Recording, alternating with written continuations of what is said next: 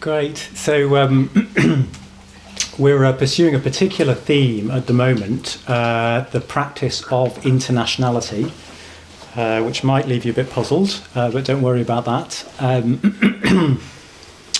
That experience of being in an international context, it can be delightful, can't it? Just kind of really stimulating and fascinating. I worked in a team of about 7 different nationalities, and it wasn't always delightful. It was quite challenging at times. In a way, the practice of internationality is kind of turning towards that opportunity. The point is, actually, for us spiritually, it's really, really fertile ground. And that's what we've been unfolding over the last 3 weeks, but don't worry if you weren't there. This should sort of stand alone. Yeah, and we've been exploring it. I've been exploring it through a much-loved teaching from the Pali Canon called the Honeyball Sutta, the Majjhipindika Sutta, which really just comes out of the Buddha bumping into somebody. As so many of the Buddhist teachings emerged, they just emerged out of an interaction, and the Buddha responding to this person. And it's basically a sort of an analysis of how social conflict arises. That's what it is. And I won't do a full recap because some of you have been here for 3 weeks. Will starting to get a little bit tired of of the recap, but. Just in terse summary, really what the Buddha's saying is that the solution is mindfulness, which is quite a statement, isn't it? He's really saying that actually social conflict originates in the mind. It comes from the mind.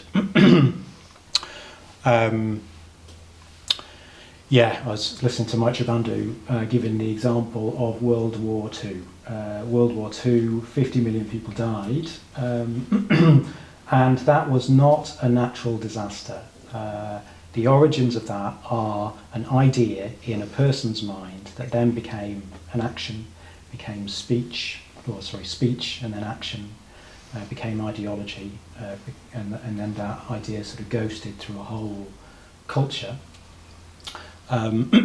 So yeah, the point being that it originates in the mind. Social conflict originates in the mind, and really, I'm drawing from Subhuti's brilliant exposition of this territory, and he boils this down into kind of primary experience and secondary experience. So primary experience is mindfulness. If we're mindful, we come back to our direct experience. That's what we're mindful of. And that includes kind of reason. We can kind of reason, but that reason refers back to experience. It sort of points back to experience. It doesn't sort of spin off. The thought that spins off, that oh so familiar automatic thinking, is what the Buddha terms prapuncha. So it's that automatic thinking that as soon as you sit down to meditate, it's kind of whirring away for reasons we know not. It's kind of whirring away. So it's that automatic thinking that tends to proliferate.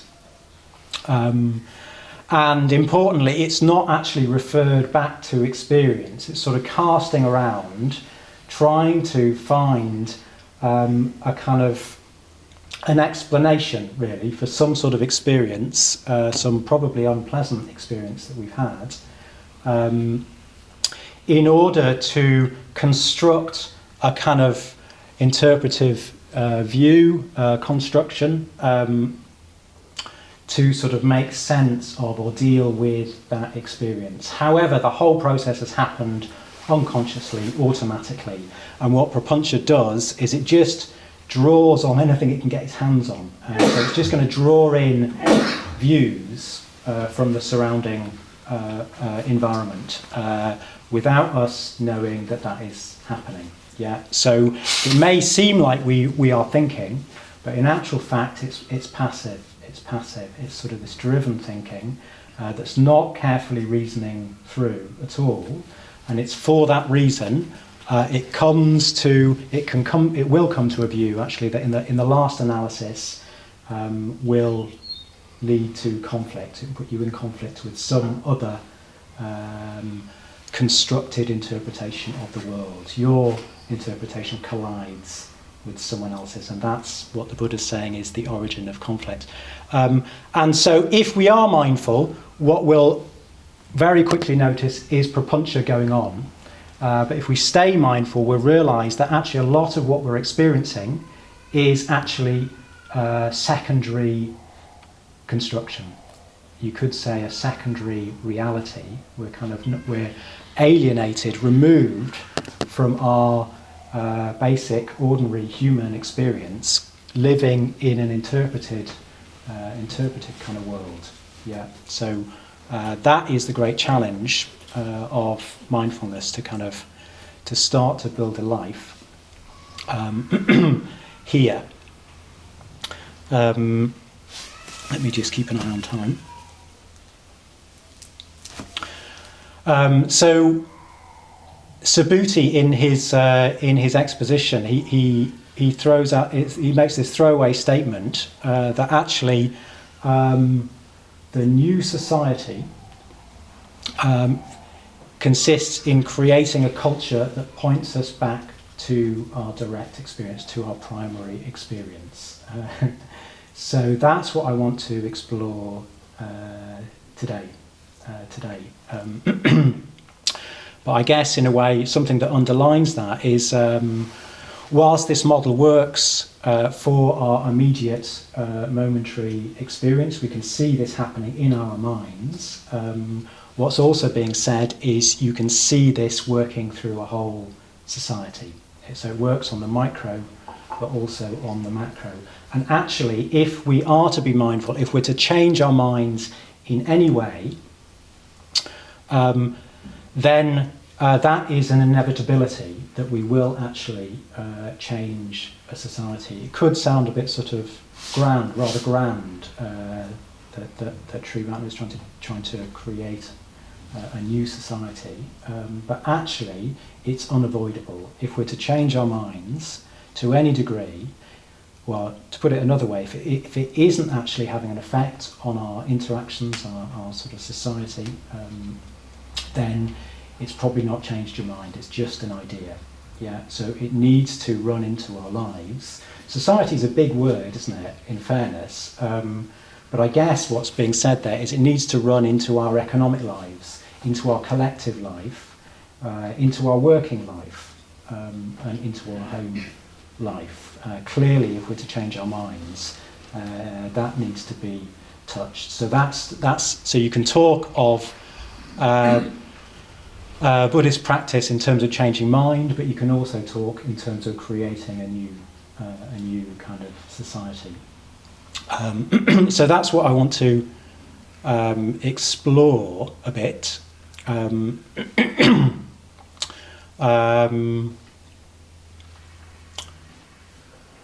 Yeah, but I think, let me just check time.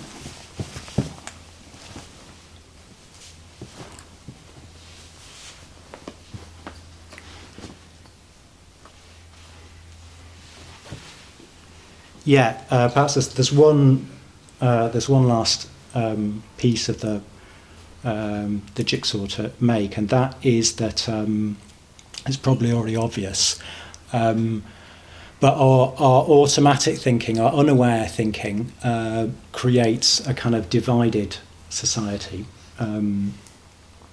whereas the new society is new in the sense that it creates a kind of what you could call maybe an open society. Open in the sense that anybody willing can come and kind of participate in it. It's not kind of divisive, in nature. So that's what we're going to kind of explore. How Sri Ratna is trying to do that. Is trying to create a kind of a society in which we can live, a nucleus of a new society, as Sangharakshita put it, in which actually anyone of any nationality, gender, race is welcome to participate. Yeah, that's in a way the project of Tree Ratner. So.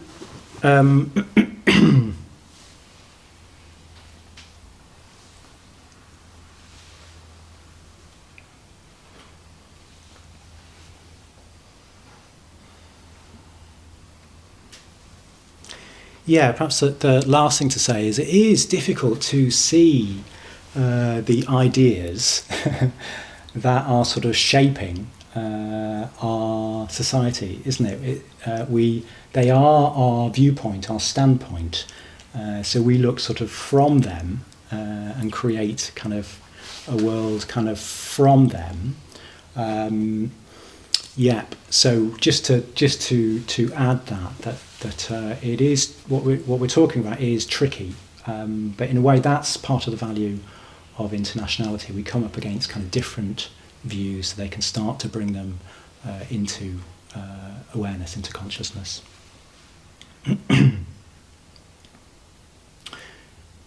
So I'm tempted just to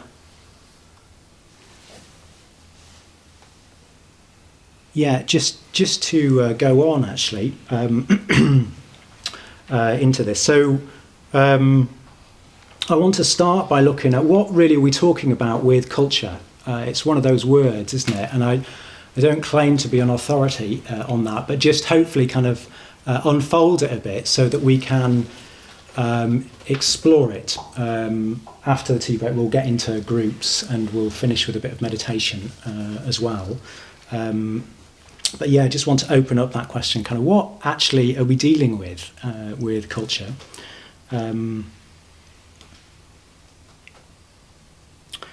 And then how does a Buddhist culture kind of lead us back to primary experience, which we're exploring as what supports an international culture.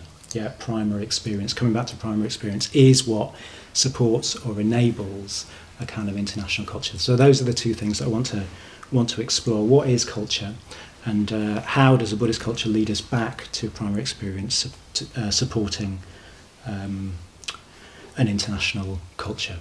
Yeah, the flowering of an international culture. So what is culture? Gosh, it's a lot, isn't it? It's a big word. It includes so much. It includes the arts, kind of social conventions, festivals, ideas, clothing styles, and that's not I don't claim to be exhaustive here, but it includes a lot. But I guess in a way, the question I'm asking is sort of what are we dealing with? What is its purpose actually? What is culture for? And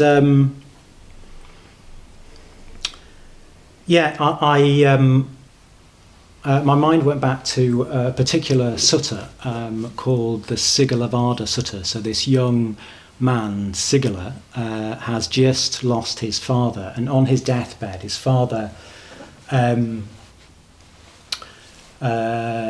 says or asks him to continue to worship the 6 directions. That's what he's done, and he'd like his son to continue that after he's gone. So that's what Sigala is dutifully doing. He gets up early in the morning and goes out, and he's worshipping the 6 directions. And the Buddha, he too gets up early in the morning, and he bumps into, he is walking down the road, and he comes across Sigala worshipping the 6 directions. And as the Buddha often did, he gets into communication and says, what are you doing? Sigala says he's worshipping the 6 directions, as his father had asked him to do. And the Buddha says, well, that is not the way to worship the six directions. And the Buddha then goes on to, well, Sigala says, oh, how so? How should I worship the six directions?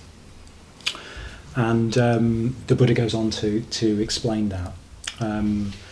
And the Buddha primarily talks about the duties towards a whole range of his social network, different duties to that social network.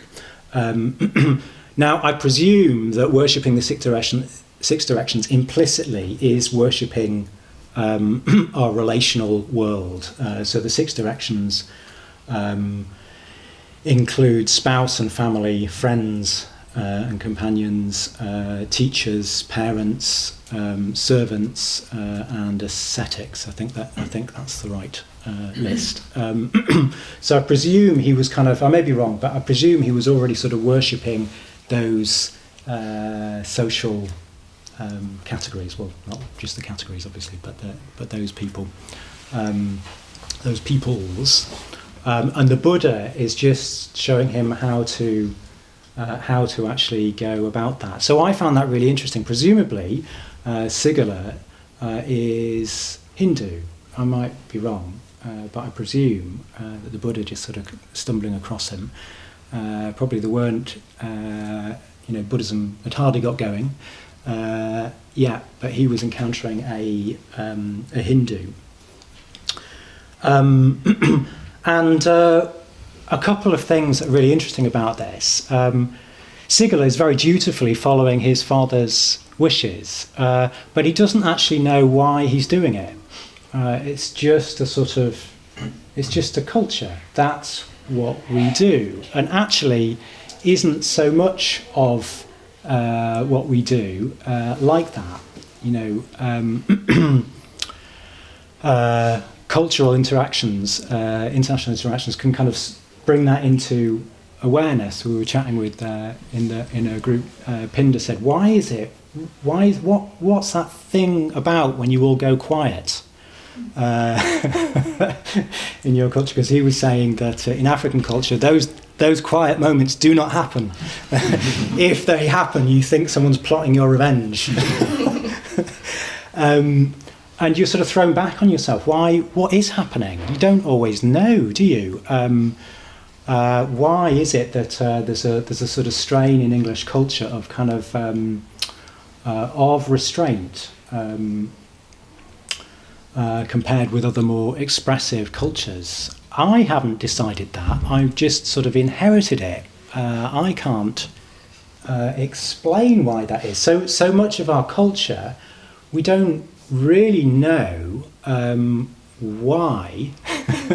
It's just sort of the way we do things, isn't it? So that's one thing that's happening here. It's just sort of inherited. And of course, it touches on this area of identity, doesn't it? When your culture, certainly my experience, times when my culture's called into question, there can be I realise I'm identified with my culture. So identity kind of claims culture, even though it's just something, it's not really us, is it? If we're born in a different culture, we would not be doing that. So it's kind of not really us. There's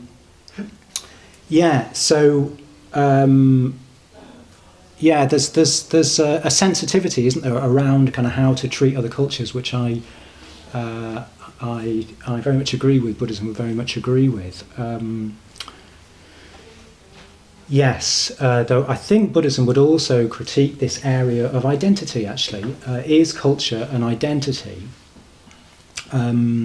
And is it therefore sort of beyond question? It seems like the Buddha's quite happy here to reach in and say to Sigala, that's not how you do it, even though the Buddha is a sort of Buddhist and Sigala is a Hindu. That's a kind of complete no-no, isn't it, in our sort of modern times, that one should respect other people's cultures.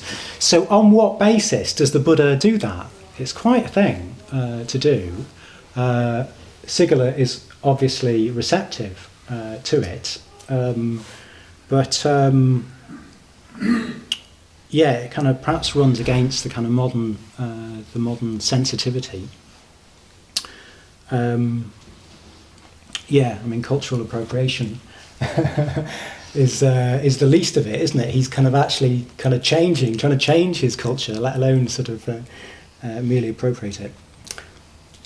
So on what basis is the Buddha doing this? And just to quote Sangharakshita talking about this area, he says, on the level of collective human life, there can be no healthy culture or civilization without some basis in transcendental values, however deeply hidden those values may be. On the level of collective human life, there can be no healthy culture or civilization without some basis in transcendental values, however deeply hidden those values may be. So transcendental values like truth, truth with a capital T. So that's presumably the basis on which the Buddha is speaking to Sigala. Sigala's doing something, he knows not why. He's following his culture, but he knows not why. He knows not what the purpose of it is. And therefore, it's not actually to his benefit. So that's really interesting, isn't it? An interesting take on culture. That culture is something that is healthy and therefore a value to other people, to the extent that it is actually an expression of deeper values, of truth, of transcendental values.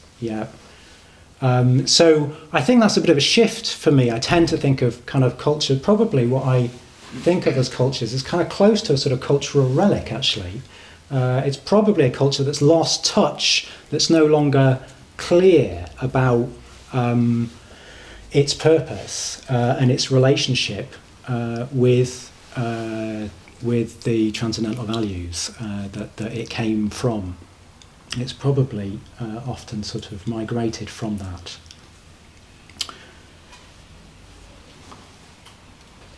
So the point Sangharakshita draws out from why this is so important is that it's only on the basis of transcendental values that you can really distinguish between what's merely pleasant from what's positive in a culture, or in the Buddhist term, skillful or ethical.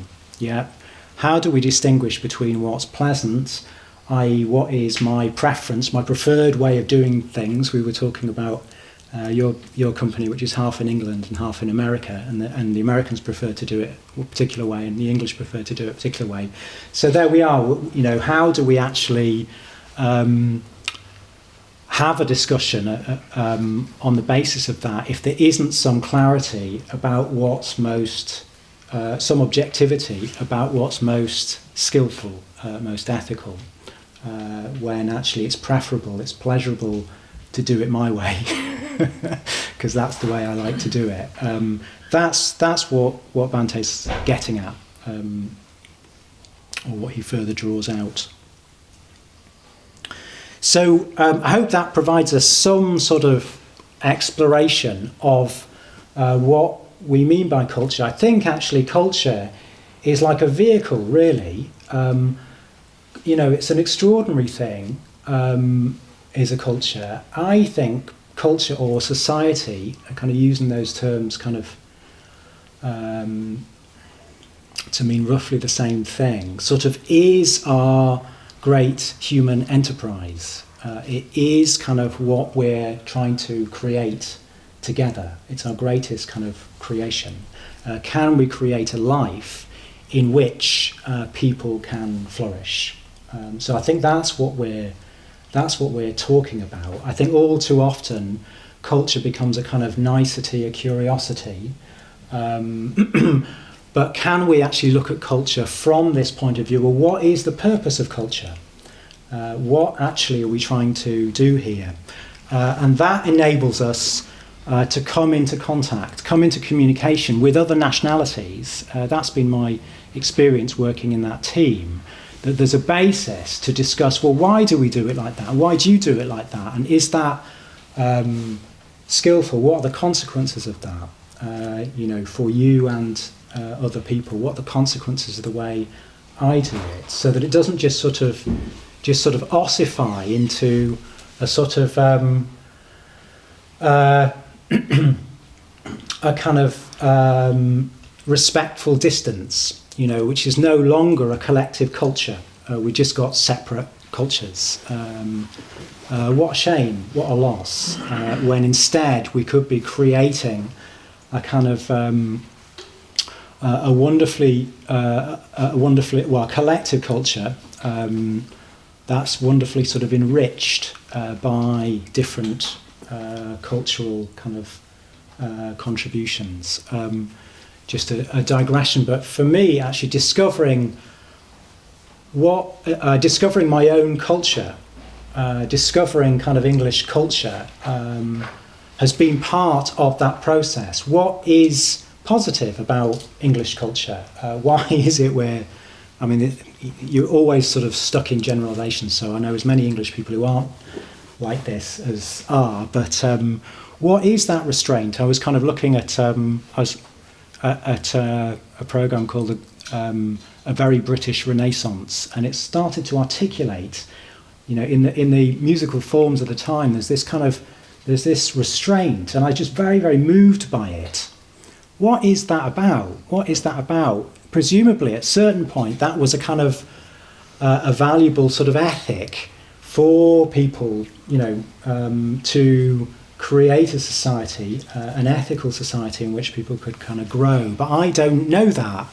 So kind of discovering your own culture can be part of making your own makeup actually a vehicle for serving transcendental values. Anyway, that's been something of my experience. Some values, what I discovered is some values can't be expressed effusively. Things like integrity, things like loyalty, are only expressed with restraint over time. They're sort of, it's impossible to sort of effusively convince someone of integrity. Too persuasively.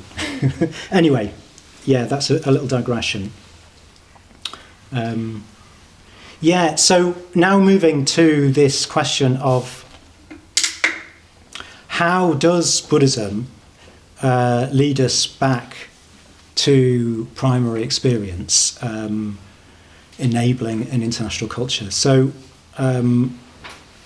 just 2 or 3 points, and I'm drawing from a brilliant talk that Maitreya gave on Triratna Day back in 2020, where he's saying that, well, Buddhism points us back to our primary experience by giving us a vision of the truth. That's what Buddhism gives us. That's what Triratna's trying to give us, a vision of the truth. So vision being the metaphor of sight, i.e. direct. So it's in that way seeing or directly experiencing our primary experience. That is the truth. Buddhism is saying it can't actually, the truth can't be described in words in a way that prevents it from being misunderstood. Instead, truth is something that can only be directly seen. So that means that it is it is kind of it is uncanny in the true sense of that word, as in it defies all our categories of thought. It defies all categories of thought. That's the vision that Buddhism gives us. So it kind of transcends all that. It transcends divisions like identity. It's kind of beyond identity, like men and women. That is what Buddhism is kind of saying is the truth. Those are all just relative things that can't be truths. That's one of the things of our modern time, isn't it? Postmodernism kind of turns truth into my truth and your truth, which is actually not. It's no longer. It's just a debasement of the term. It means nothing. If it's truth, then it's universally true. So that truth, it defies our categories of thought.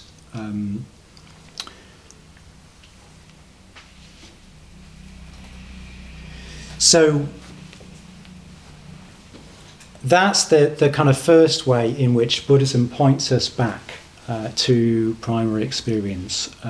Any way of defining the truth in words doesn't fully do it justice, doesn't fully serve us, can be misused, can lead us astray. So that's the Buddhist approach to truth. It's a bit sort of frustrating, isn't it? But that is the Buddhist approach to truth. Incredibly helpful, but incredibly demanding, because that is going to be just the possession, as it were, of a few. But that's our location in truth. That's what gives us the ability to make sense of what's skillful and not skillful. Do we have a direct experience of truth or not? So further, Buddhism, this vision of truth, Maitreya Bandhu, really his sort of explaining of what is this new society, what is Buddhism in a way, particularly as lived out in this tradition, Triratna, says that vision, in order not merely to be an idea in our own experience, needs to be expressed in a culture of Kalyana Mitrata. So Kalyana Mitrata means friendship, and Kalyana, it's our translation of the term spiritual friendship. Kalyana means kind of beautiful, auspicious.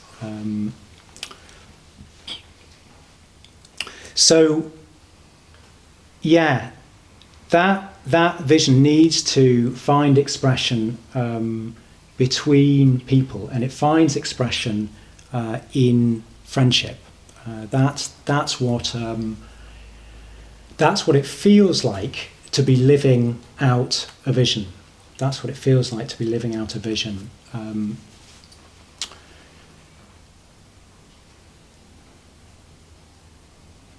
that's what friendship kind of feels like. It feels like to be living out a vision. However faint that kind of glimpse actually is. And of course, some people are going to have a keener, a more vivid sighting, as it were, of that than others. But if it doesn't find expression in a culture, well, it's probably not vision, actually. It needs to sort of live through a culture of Kalyana Mitrata. So this culture also points us back to our primary experience. This culture of friendship points us back to primary experience. We were having a discussion a while back in the community.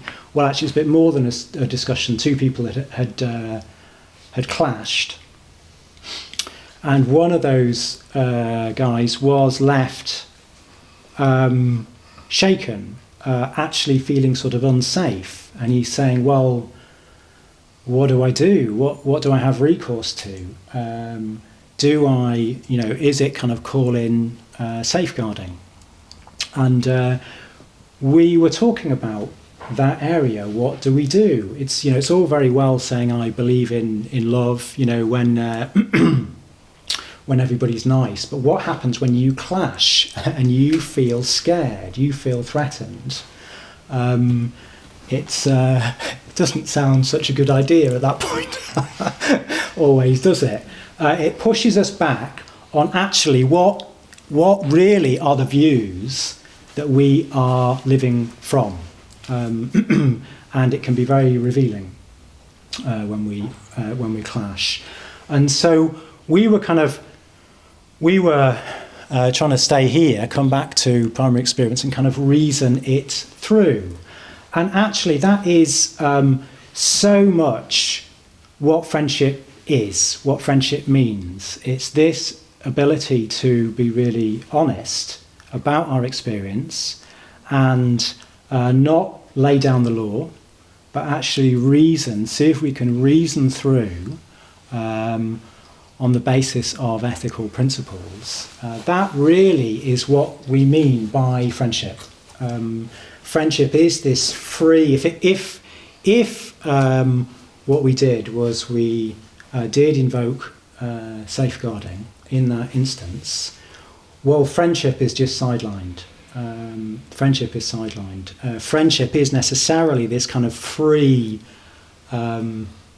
discourse in reason relating back to experience. If instead, if you don't sign this, you will have to leave, that's a different discourse. That's no longer friendship.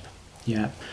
So friendship also is a pointing back to our direct experience, and that's what we were discussing with the man. And in a way, it wasn't that we were trying to persuade. We were simply, as an act of friendship, trying to help him, for us, remember,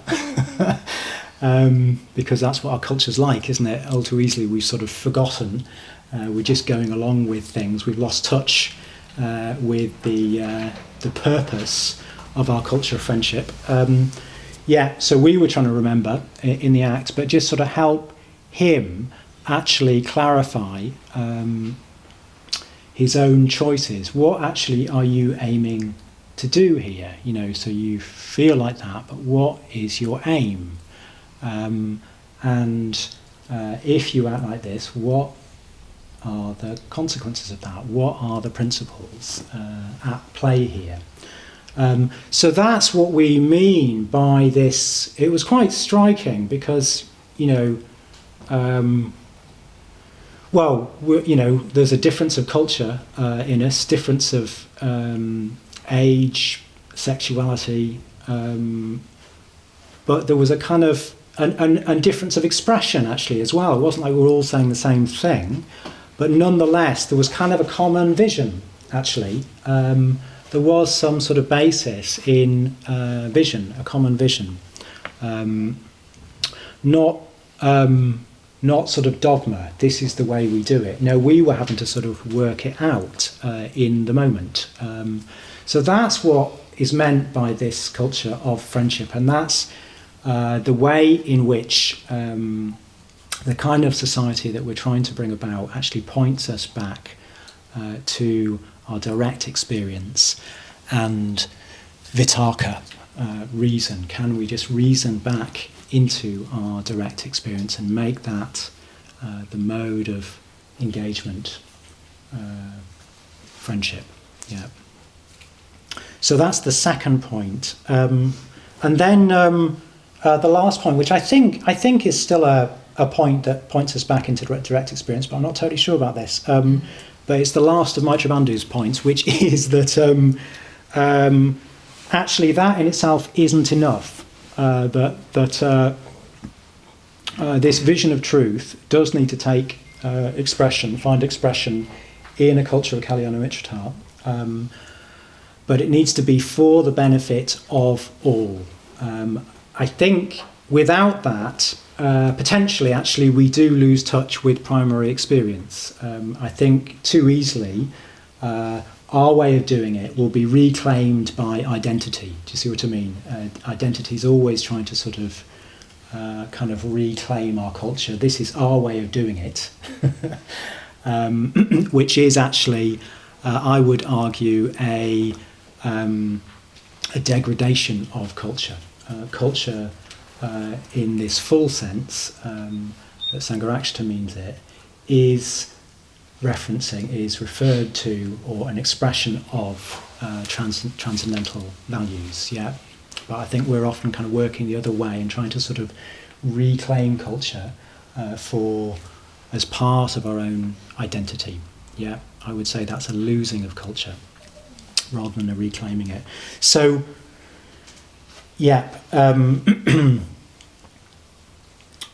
I think that is the tendency for us not to, or it's one tendency, isn't it, for us to not to reach out, to sort of make this culture a point of ownership, instead of seeing its real purpose, which is to reach out and benefit more and more people. So unless we are actually doing that,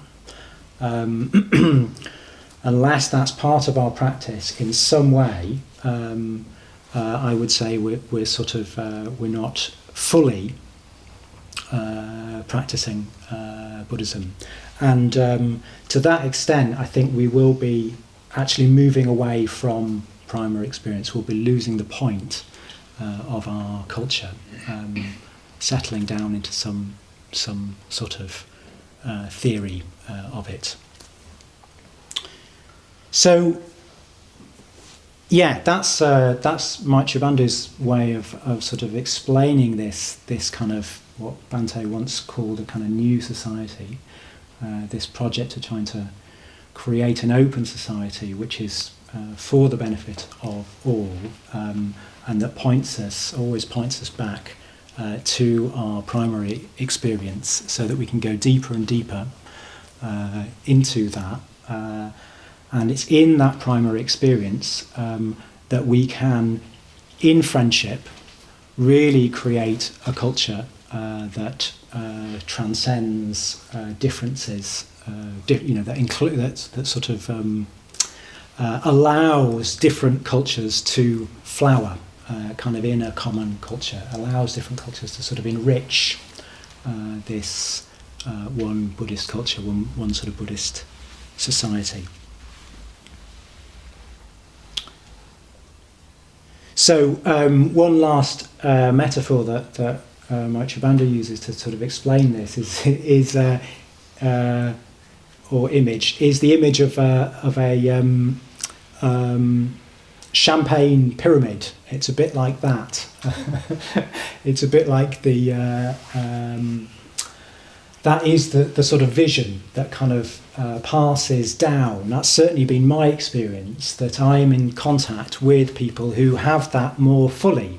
They're more established in that vision. And it's to them that I go to refresh, not exclusively to them that I go to refresh it, but I go to sort of perhaps test is better, of my own experience, but it's to them I go to kind of test.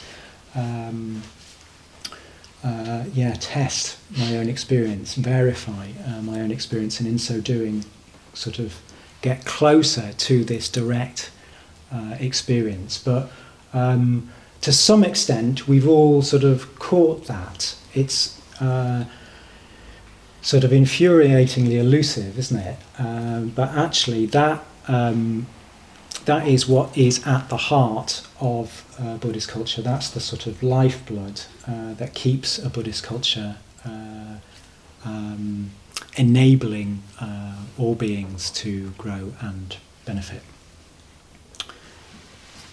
So there we are. I hope that's answered this or helped to open up this this throwaway remark that the new society is about creating a culture that leads us back to primary experience. That's our sort of great human enterprise to do together. Yeah, so I opened up kind of just for us to explore what is culture actually and what is its purpose. And then these three ways in which Buddhism kind of points us back to primary experience, through giving us a vision of truth,